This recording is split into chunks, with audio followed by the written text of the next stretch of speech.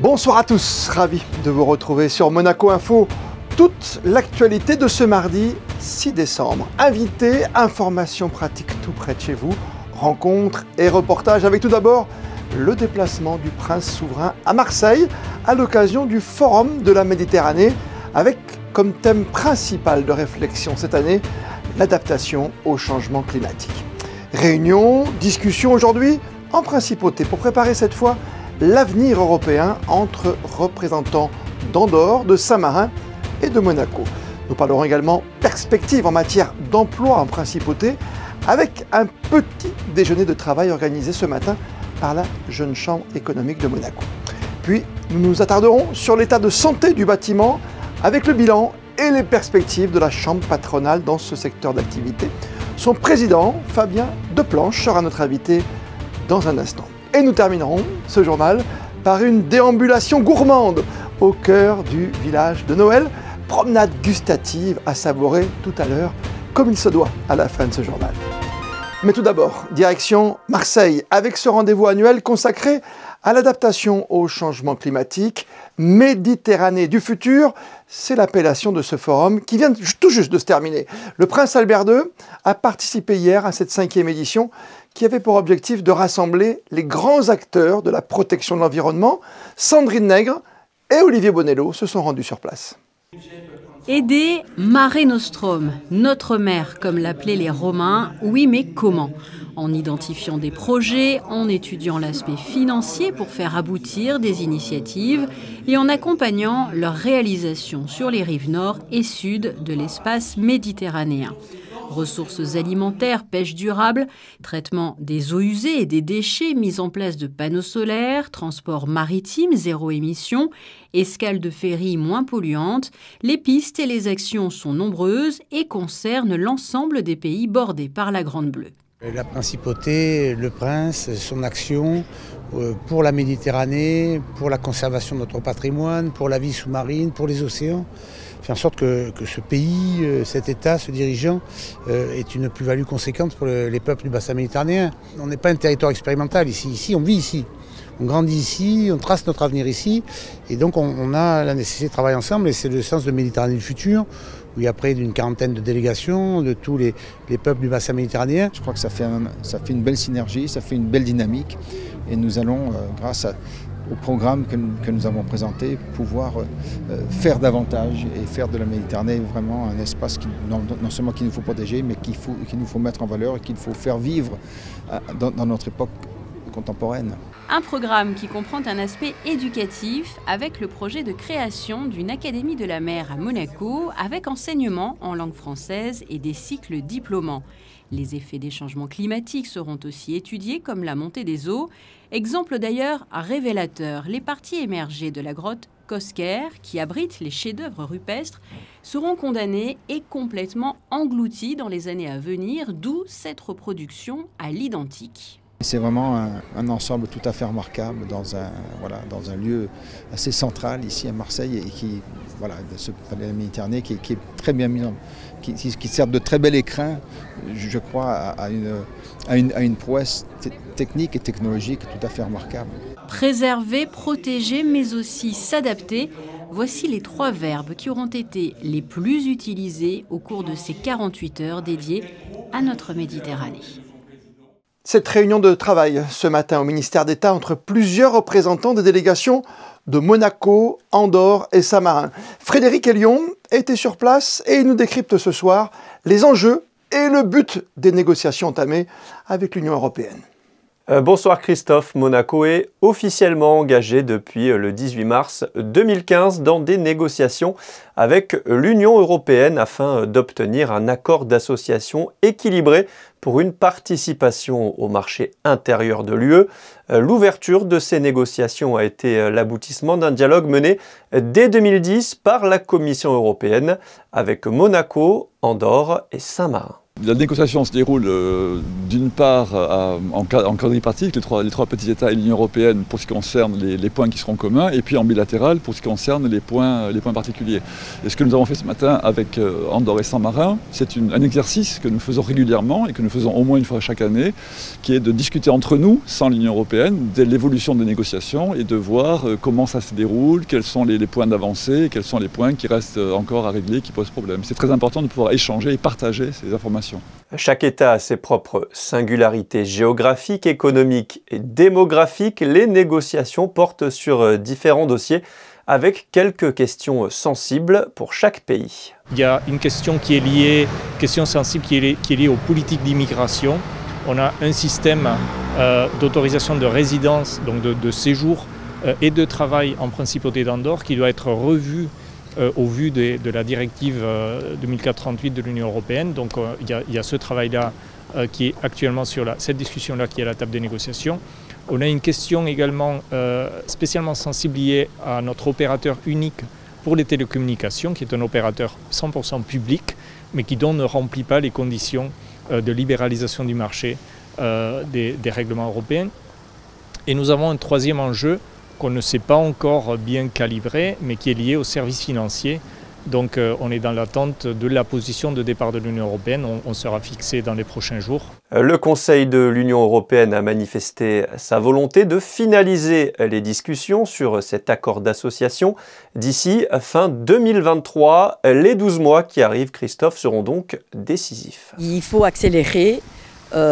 Et surtout, il faut essayer de trouver des solutions qui soient bien adaptées à nos situations. Et pour ça, je pense que l'Union européenne doit faire preuve d'une certaine capacité à surmonter quelques positions qui parfois sont ou semblent un peu dogmatiques.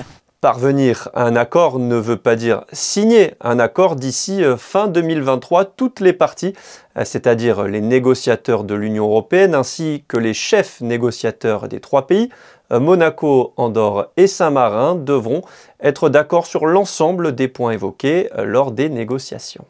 La Jeune Chambre économique de Monaco organisait de son côté ce mardi un petit déjeuner-conférence à l'hôtel Méridien Beach Plaza avec une thématique bien particulière. Quelle perspective d'avenir pour l'emploi ici chez nous à Monaco? Reportage signé Fabien Bonilla et Alexa Vial. C'était le 4e et dernier petit déjeuner-conférence organisé par la Jeune Chambre économique. Une matinée instructive concernant le marché de l'emploi à Monaco et ses perspectives d'avenir. Un sujet important pour la JCE et ses membres qui ont entre 18 et 40 ans. Nous avons travaillé sur cette thématique de l'emploi et du changement qui peut s'opérer, puisqu'on voit que la rémunération, par exemple, reste un facteur important quand on est en recherche d'emploi, mais n'est plus le seul facteur. Les collaborateurs qui sont en recherche d'un nouvel emploi vont aussi s'attarder sur la qualité de vie qu'ils vont pouvoir avoir au travers de leur emploi, les valeurs de l'entreprise. Il y a tout un tas de données supplémentaires qui sont importantes maintenant pour nos jeunes générations quand elles sont à la recherche d'un nouvel emploi. Parmi les conférenciers, Christophe Robineau, ministre des Affaires sociales et de la Santé, le conseiller national Marc Mourou, Muriel Bubio à la commission d'insertion des diplômés, Sandra Lefranc de la section insertion professionnelle et Emmanuel Cellario-Florio au service de l'emploi. Je pense que le message essentiel, c'est un message de confiance. La situation économique, le dynamisme des entreprises et de l'emploi à Monaco est un facteur qui est propice au développement de la principauté, à la création de nouvelles entreprises. Les chiffres parlent d'eux-mêmes. À la sortie de la crise Covid, le plan de relance et de soutien à l'économie qui a été mis en place par le gouvernement avec l'appui du Conseil national a fait ses preuves. La croissance est au rendez-vous. Une croissance au rendez-vous. La courbe est ascendante depuis 5 ans. D'après l'INSEE, le nombre d'emplois est de 60 509 salariés, tous secteurs confondus, soit une augmentation de plus 8% par rapport à l'an passé, avec 22% de demandeurs d'emploi en moins. La principauté, bassin d'emploi majeur pour le département, confirme son dynamisme économique. L'emploi en question, encore et toujours, et cette fois dans un secteur très demandeurs. On en parle avec notre invité ce soir sur Monaco Info, Fabien Deplanche, président de la Chambre patronale du bâtiment à Monaco. Bonsoir à vous. Bonsoir. Il est important cette fin d'année, bien sûr, de faire un bilan de santé du bâtiment avec vous. Comment se porte-t-il? Comment ce secteur aujourd'hui se porte? Écoutez, c'est un secteur qui est toujours en pleine activité.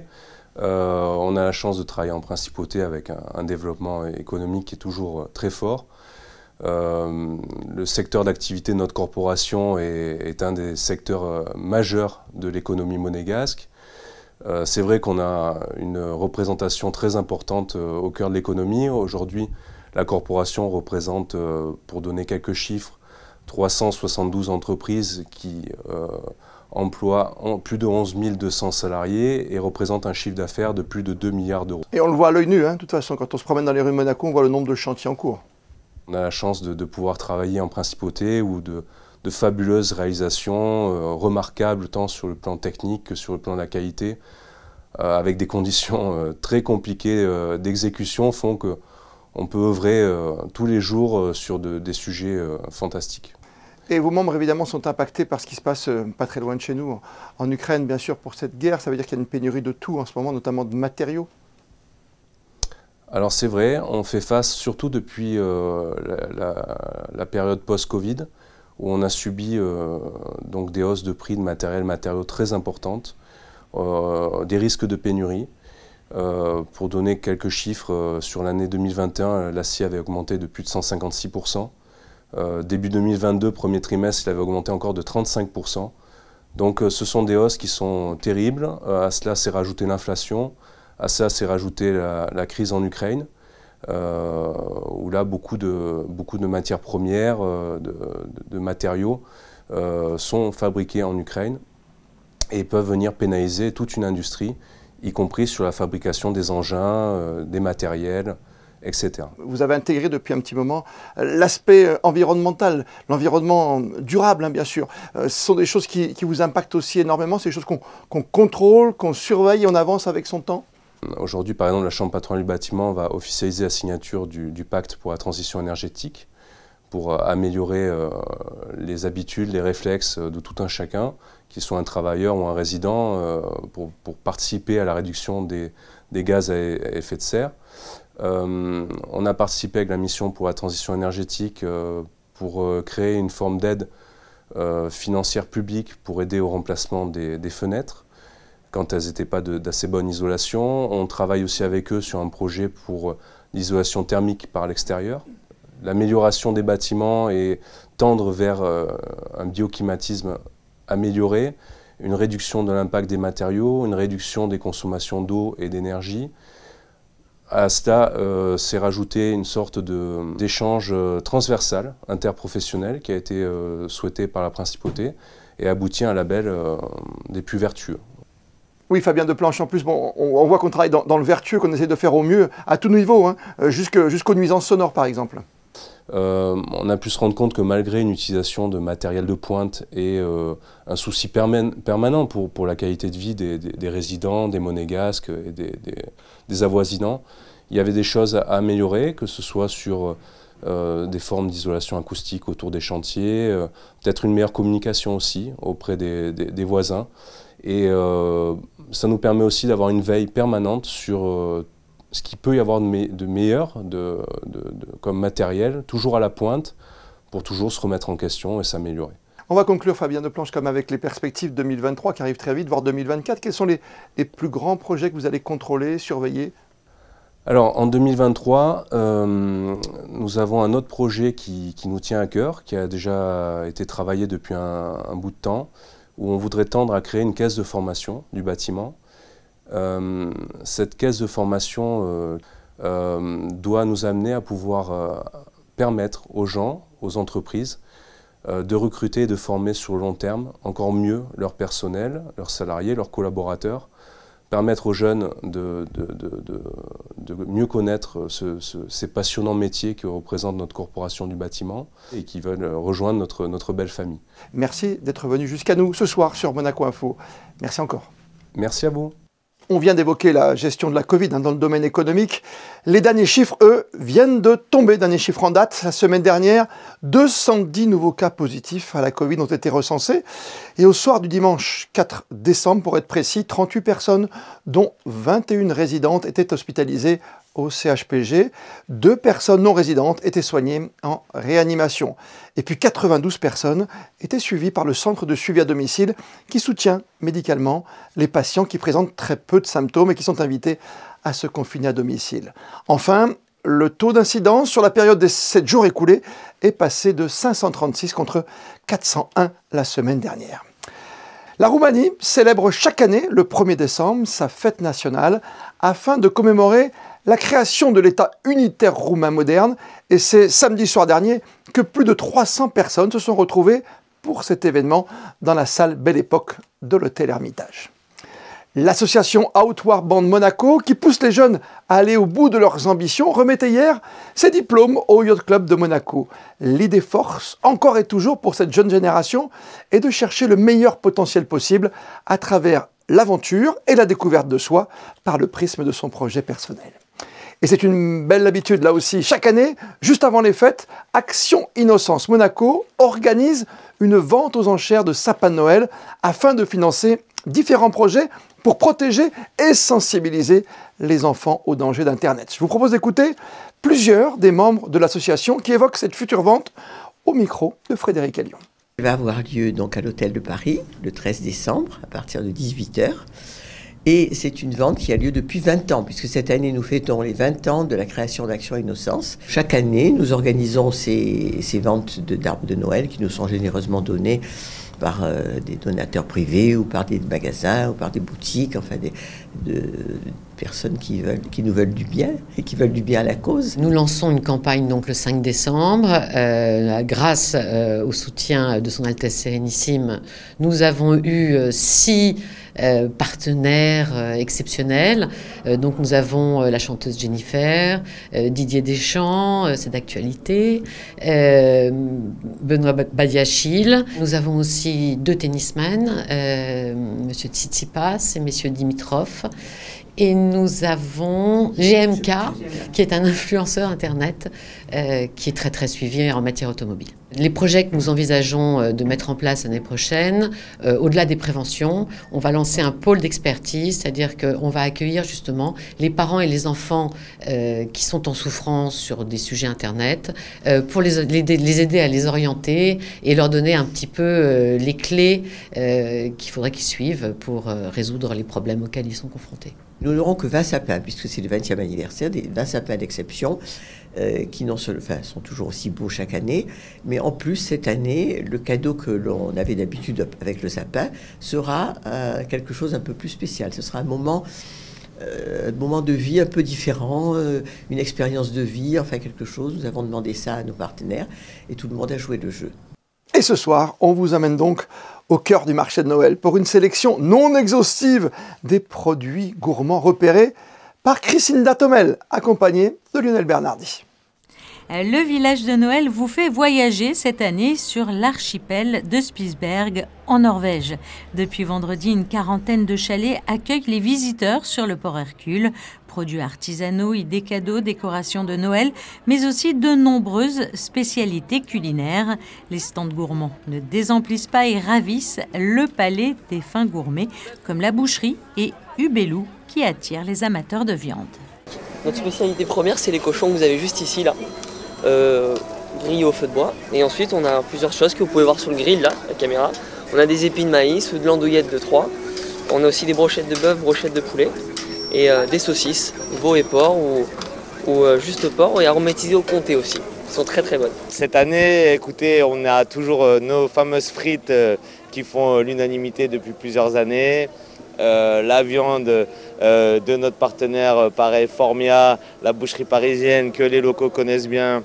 Pareil, toujours les mêmes principes, les mêmes procédés depuis 2015. Les cheeseburgers, les plats cuisinés, l'adobe, l'entrecôte grillée, la picanha de bœuf d'Argentine, voilà. La Bourriche, quant à elle, vous offrira un air du large en réveillant vos papilles avec ses produits frais venus de la mer. Des huîtres, des oursins, des crevettes, soupe de poisson, frites moules frites plutôt, dans le sens inverse, et du vin, beaucoup de vin. Bien connu à Monaco depuis quelques années maintenant, un autre chalet attire les visiteurs pour son terroir et pour son authenticité. Le refuge des Pyrénées propose de nombreuses spécialités culinaires venues tout droit du sud-ouest. Nous, on propose des produits de notre région, on est du sud-ouest, limite Pays Basque, Landes. On est du bas, on fait tous les produits de la région, c'est-à-dire magret, sauce foie gras, tout ce qui est à base de canard. Après, on fait le cassoulet landais avec des beaux haricots tarbés. On fait des assiettes un petit peu espagnoles, style tapas, charcuterie espagnole, pata negra. Et si à l'approche de Noël, les confits, les magrets et les foie gras de canard font sensation auprès de la clientèle, une fois les fêtes passées, ce sont les salades landaises qui prennent la tête du classement, régime oblige. Mais en attendant, les plus gourmands pourront se régaler avec les gaufres, les crêpes ou encore les têtes de choco. Nous faisons les gaufres, spécialité de la maison Rodi, les crêpes. Différents nappages. On a un nappage de crème de citron maison qui est faite sur place ici. On a bien entendu les pâtes à tartiner au chocolat, le miel de Biscarrosse, qui est un apiculteur qui nous a fait faire des petits pots exprès, et toutes les spécialités de glace à l'italienne, des panini au Nutella. C'est dans un moule. Il y a un moule à l'intérieur, ils mettent du blanc d'œuf battu, ce qui fait une sorte de mousse. Et en dessous, on a une petite gaufrette. Et par-dessus, ils mettent le chocolat noir, chocolat au lait, chocolat blanc, comme vous voulez. Fabriquées en Alsace, les têtes de choco offrent 30 goûts différents afin de plaire au plus grand nombre. Vous avez jusqu'au 2 janvier pour venir découvrir le village de Noël qui vous plongera sans aucun doute dans la féerie des fêtes de fin d'année. Et on connaît désormais le palmarès des World Athletics Awards dont nous vous parlions hier dans ce journal. Une cérémonie qui récompense la et le meilleur athlète international de l'année. Côté féminin, c'est la formidable sprinteuse américaine, championne olympique, championne du monde du 400 mètres haies, Sydney McLaughlin, qui a reçu le trophée aux côtés du meilleur athlète masculin de cette année 2022, Mondo Duplantis, qui a amélioré, on le rappelle, son propre record du monde à la perche, tout là-haut, avec une barre désormais située à 6,21 mètres. La météo pour ces prochaines heures, c'est avec vous, Vanessa Dessy. Bonsoir Christophe, bonsoir à tous. Pas de changement notable, le soleil sera bien présent durant la journée malgré quelques nuages. Les températures oscilleront de 8 à 13 degrés, le soleil se lèvera à 7h48 et se couchera à 16h55 et nous fêterons les Carines. Et comme le veut la tradition, on termine ce journal avec les instantanés du jour et ce détour gourmand à l'intérieur de votre marché de Noël. Les photos sont signées Stéphane Dana, et il y en a pour tous les goûts. On se retrouve demain pour une nouvelle édition de votre journal sur Monaco Info. D'ici là, belle et bonne soirée à toutes et à tous.